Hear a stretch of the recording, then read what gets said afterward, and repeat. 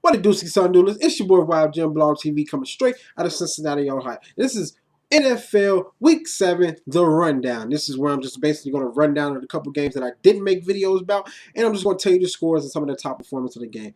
First off, let me start with the Tampa Bay Buccaneers versus the Atlanta Falcons. The Atlanta Falcons beat the Tampa Bay Buccaneers 31-23. They finally ended their skid and won a fucking game. Now, Josh Rogers, he grabbed 2 touchdowns and the Falcons skid. The top performers, Matt Ryan, 273 yards, 3 touchdowns. Rushing, D. Martin for the Tampa Bay Buccaneers, 11 carries, 47 yards, and receiving, Hugh Douglas, 7 receptions, 149 yards, and 1 touchdown. Moving on.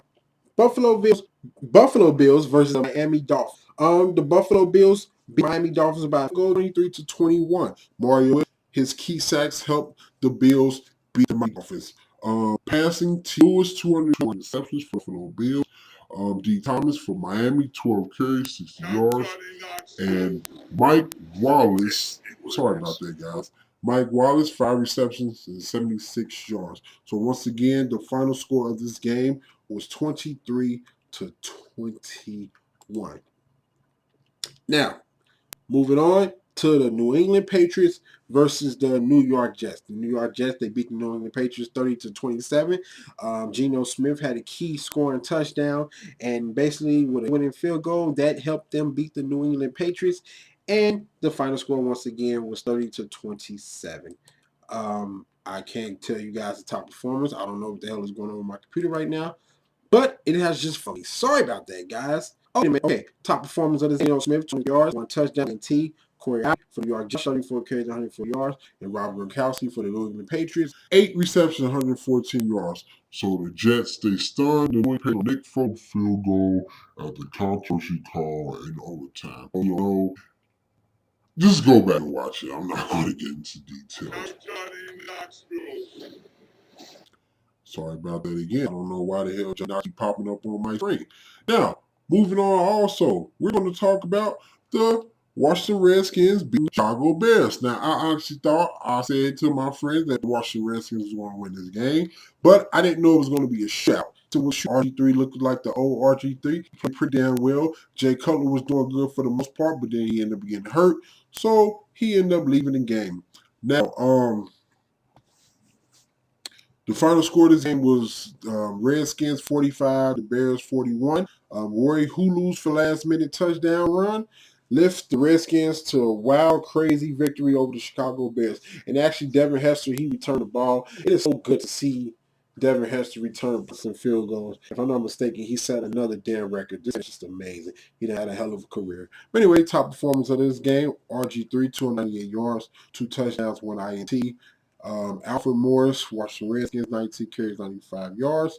Jay Reed for Washington, 9 receptions, 100 yards, and 1 down. Now, moving on to the St. Louis Rams versus the Carolina Panthers. The Carolina Panthers, they beat the St. Louis Rams 30-15. Sam Bradford is out with, I believe, a ACL, I believe. So that sucks for the, St. Louis Rams. Top performance, Sam Bradford, 255 yards, 1 touchdown, 1 IT.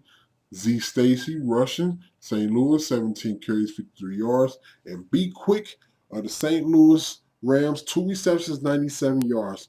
So, the Panthers topped the Rams in a heated victory.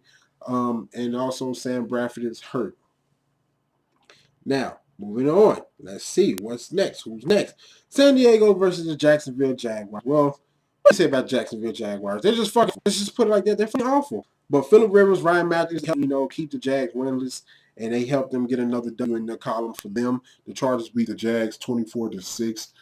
Top 4 performance was Chad Henne, 3 8 1 INT. Robert Mathis, I believe. Not Robert Mathis. Ryan Matthews, San Diego, 21 carries, 110 yards, 1 touchdown. M. Brown, Jacksonville, 5 receptions, 120 yards. Final score once again was 24-6. If I'm moving too fast for you guys, sorry.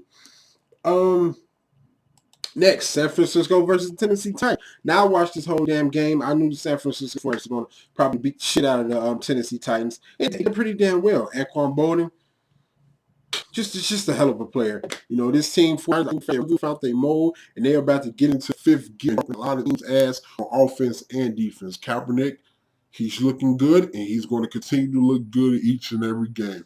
They beat the Tennessee Titans 31-17. The top performers was Jake Locker, 326 yards, 2 touchdowns, 1 INT.